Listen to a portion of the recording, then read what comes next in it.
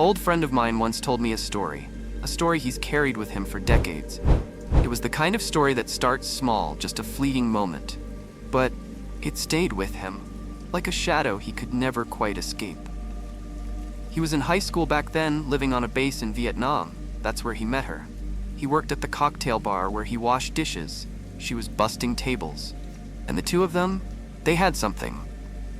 They laughed, they teased, they flirted.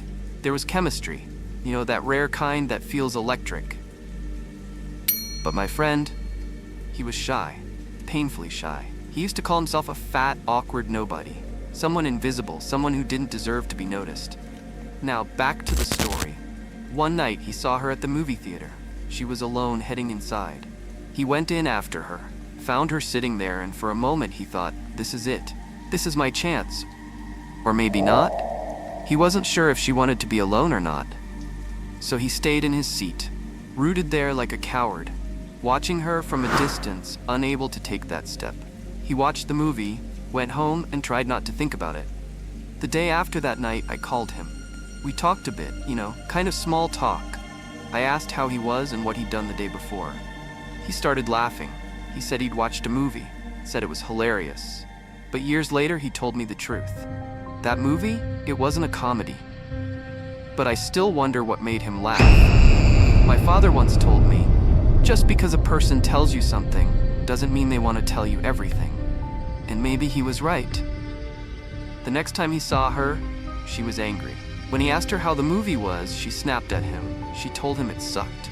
She started slamming trays around, throwing things like she wanted to break everything in sight.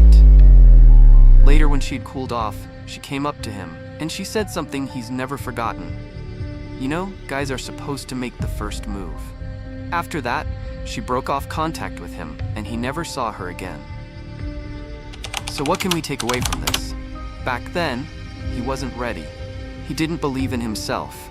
And because he couldn't see his own worth, he couldn't see hers fully either. You can't build a connection with someone when you're trapped in your own insecurities. You can't reach out to someone else when you haven't reached into yourself first. And because of that, no matter how much chemistry they had, it was never going to happen. If we don't work on ourselves, if we don't believe we're worthy of the things we want, we'll never be able to truly see or connect with the people who cross our path.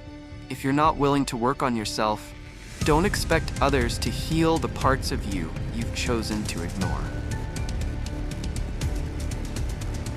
In the description, you'll find a source that analyzes the topic in more detail. If you enjoyed the video, feel free to give it a thumbs up and subscribe to the channel for more content. Otherwise, take care and see you soon.